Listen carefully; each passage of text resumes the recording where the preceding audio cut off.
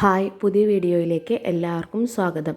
മാമ്പഴക്കാലം കഴിയാറായല്ലോ. എന്നാൽ പിന്നെ ഒരു മാങ്ങ കൊണ്ട് കേക്ക് കൂടി ഉണ്ടാക്കി നോക്കാം എന്ന് വിചാരിച്ചു. ഇത് നമുക്ക് യൂട്യൂബിൽ നിന്ന് തന്നെ കിട്ടിയ റെസിപ്പിയാണ്. ഇതിനായി 1.5 ഗ്ലാസ് റവയാണ് ഞാനിവിടെ ഉപയോഗിച്ചിരിക്കുന്നത്. വറുത്ത റവയാണ് ഞാനിവിടെ ഉപയോഗിച്ചിരിക്കുന്നത്. നിങ്ങൾക്ക് വറുത്തതോ വറുക്കാത്തതോ ആയ റവ ഉപയോഗിക്കാം. നന്നായി പഴുത്ത 3 മാമ്പഴം തൊലി കളഞ്ഞെടുത്ത് റവയുടെ കൂടെ മിക്സിയിൽ നന്നായി അരച്ചെടുക്കുന്നുണ്ട്. അതിൻ്റെ കൂടെ 1 ഗ്ലാസ് പാലും കൂടെ ചേർത്ത് നല്ലപോലെ അരച്ചെടുക്കുക. അതിനുശേഷം പകുതി മാവ് നമ്മൾ ഒരു പാത്രത്തിലേക്ക് മാറ്റി വയ്ക്കുന്നു. ബാക്കി പകുതിയിൽ പഞ്ചസാര 1 ഗ്ലാസ് പഞ്ചസാര ചേർത്ത് ഒന്നുകൂടി നന്നായി അരച്ചെടുക്കുന്നു. പിന്നീട് രണ്ടും ഒന്നുകൂടെ മിക്സ് ചെയ്തെടുക്കുന്നു. നല്ലപോലെ മിക്സ് ചെയ്ത് എടുക്കുന്നു. അത് നമ്മൾ അരമണിക്കൂർ റെസ്റ്റ് ചെയ്യാനായിട്ട് വയ്ക്കുകയാണ്. അപ്പോൾ റവ ഒന്ന് സെറ്റായിട്ട് വരും. അതിൻ്റെ കൺസിസ്റ്റൻസിയൊക്കെ ശരിയായിട്ട് വരും. അരമണിക്കൂറിന് ശേഷം നമ്മൾ 4 സ്പൂൺ വലിയ സ്പൂൺ സൺഫ്ലവർ ഓയിലാണ് ഇതിലേക്ക് ചേർക്കുന്നത്.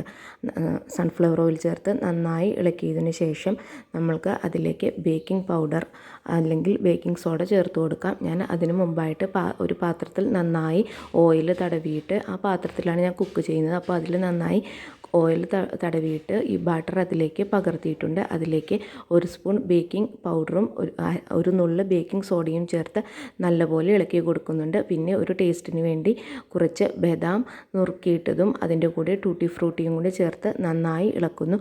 അതിനുശേഷം അതിൻ്റെ മുകളിൽ നമുക്കൊരു ഭംഗിക്ക് വേണ്ടി ഈ ബദാമും ടൂട്ടി ഫ്രൂട്ടിയും ഒന്ന് വിതറി കൊടുക്കുന്നുണ്ട്. പിന്നെ അടികട്ടിയുള്ള ഒരു ദോശക്കല്ലിൻ്റെ മീതെ നമ്മുടെ ഇഡ്ഡലി പാത്രം വെച്ചിട്ട് അതിൻ്റെ ഉള്ളിലാണ് ഞാൻ കുക്ക് ചെയ്യുന്ന പാത്രം വയ്ക്കുന്നത്.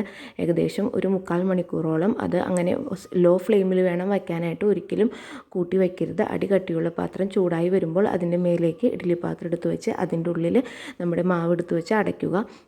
ഒരു 3/4 മണിക്കൂർ കഴിയുമ്പോഴേക്കും കേക്ക് റെഡി ആയിട്ടുണ്ടാവും. എനിക്കിവിടെ ഞാൻ 2 പാത്രത്തിലായിട്ടാണ് വെച്ചത്. അപ്പോൾ ആദ്യത്തെ പാത്രത്തിൽ കേക്ക് റെഡിയായി കിട്ടി. രണ്ടാമത്തെ പാത്രത്തിലാണ് ടൂട്ടി ഫ്രൂട്ടിയൊക്കെ ചേർത്തത്. ആദ്യത്തെ പാത്രത്തിൽ വെറുതെ സിമ്പിളായിട്ട് മാത്രമാണ് വച്ചിട്ടുണ്ടായിരുന്നുള്ളൂ. രണ്ടും നല്ലപോലെ കിട്ടിയിട്ടുണ്ട്. നല്ല ടേസ്റ്റായിരുന്നു. നല്ല സോഫ്റ്റായിട്ട് കിട്ടി. നല്ല സ്വാദുള്ള കേക്കാണ്. എല്ലാവരും ശ്രമിച്ചു. വീട്ടിൽ തന്നെയുള്ള ഇൻഗ്രീഡിയൻസ് വെച്ച് നമുക്ക് വളരെ എളുപ്പത്തിൽ ഉണ്ടാക്കി നോക്കാൻ പറ്റുന്നതാണ്. നല്ല ടേസ്റ്റാണ്. നല്ല സോഫ്റ്റായിട്ട് വരും. അപ്പോൾ എല്ലാവരും അത് ഉണ്ടാക്കി നോക്കാനായിട്ട് ഒന്ന് ശ്രമിച്ചു നോക്കൂ.